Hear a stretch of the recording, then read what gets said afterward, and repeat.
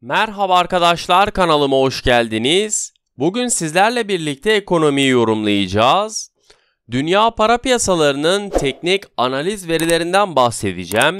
İlk olarak genel bir piyasa yorumumu yapacağım ve arkasından teknik analizlerimi gerçekleştireceğim. Endekslerde satış baskısının sürdüğünü görüyoruz. Borsa İstanbul 100 endeksi dün %0,13'lük azalış ile 1411 seviyesinden işlemi kapatırken işlem hacmimiz ise 15 milyar Türk lirası olarak gerçekleşti.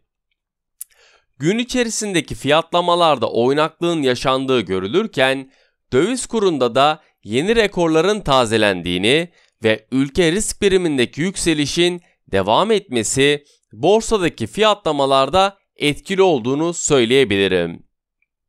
Yurt dışı borsalarında yükselişin hız kazandığı görülürken Amerika Birleşik Devletleri'nde Dow Jones Endeksi %1,56, S&P 500 %1,71 ve Amerika Birleşik Devletleri'nin teknoloji borsası olan Nasdaq Endeksi de %1,73'lük yükseliş gösterdi.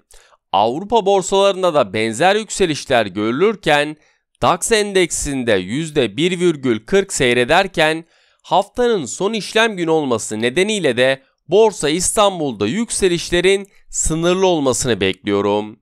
Günün ilk fiyatlarına baktığımızda ise Asya piyasaları da yükselişini koruduğunu söylemek isterim. Amerika Birleşik Devletleri Başkanı Joe Biden'ın onayıyla birlikte Amerika Birleşik Devletleri'ndeki borç limiti krizi kısa süreli olsa da ertelendi. Başkan Joe Biden hükümetin temerrüde düşmesini önlemek amacıyla hazırlanan borç limitinin kısa süreli artırılmasına ilişkin yasa tasarısını onayladı. Cumhuriyetçiler ve demokratlar arasında oldukça uzun bir süre konuşulan tasarı Senato ve Temsilciler Meclisi'nin onayını almasının ardından Başkan Joe Biden'ın imzalamasıyla temerrüt riski ötelenmiş oldu. Onaylanan yasa tasarısı ile borç limiti 3 Aralık tarihine kadar yeterli olabilecek düzeyde 480 milyar dolar artırılmasını içerdi. Borç limiti ile ilgili Hazine Bakanı Janet Yellen yetkilileri uyarmış ve teknik temerrüde düşülmemesi konusunda uyarmıştı. Buna ek olarak Amerika Birleşik Devletleri'nde üretici fiyat endeksi beklentilerin altında yıllık bazda %8,6 olarak açıklanmasının ardından artan maliyetlerin yarattığı enflasyonun etkisinin azalmaya başladığı görüşünü de artmaya başladığını söylemek isterim. İşsizlik maaşına başvuranların sayısı 319 bin kişi beklenirken 293 bin seviyesinde açıklanması istihdam piyasası için olumlu sinyaller veriyor. Türkiye Cumhuriyet Merkez Bankası tarafından açıklanan haftalık para ve banka istatistiklerine göre yurt içi yerleşiklerin döviz mevduatı 1 milyar 592 milyon dolar artış göstererek bir önceki hafta 232 milyar 684 milyon dolar olan yurt içi yerleşiklerin döviz mevduatı 8 Ekim tarihi itibariyle 234 milyar 276 milyon dolara yükseldi. Türkiye Cumhuriyeti Merkez Bankası verilerine göre rezervler 8 Ekim itibariyle 12 milyar 837 milyon dolar olan rezervler 123 milyar dolar 500 milyon dolara yükseldi.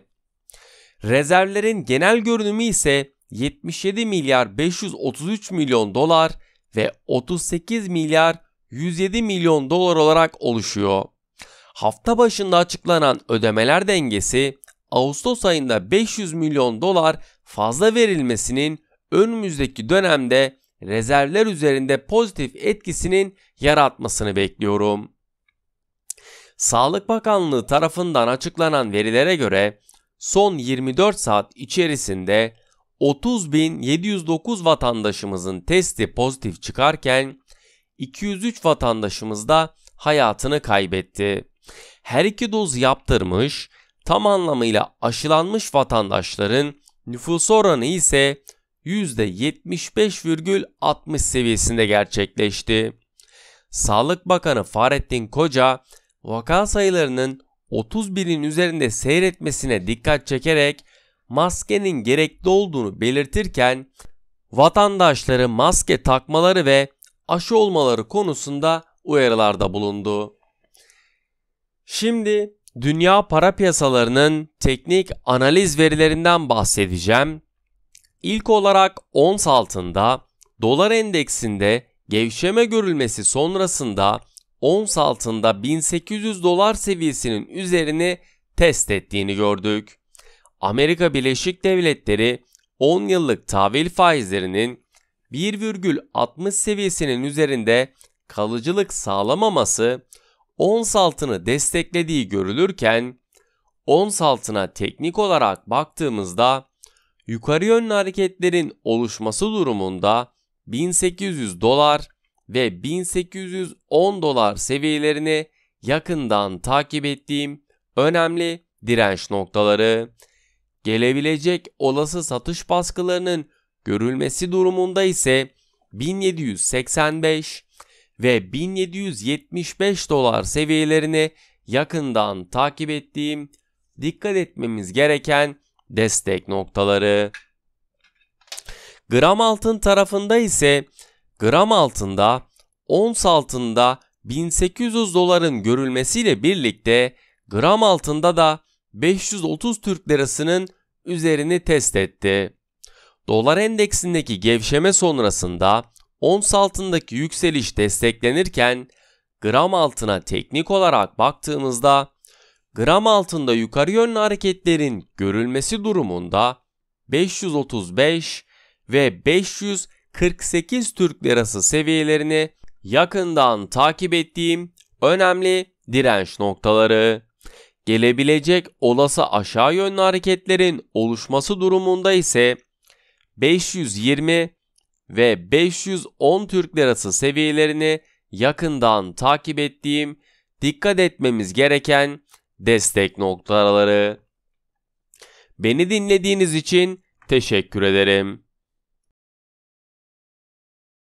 Maybe you should take it slow.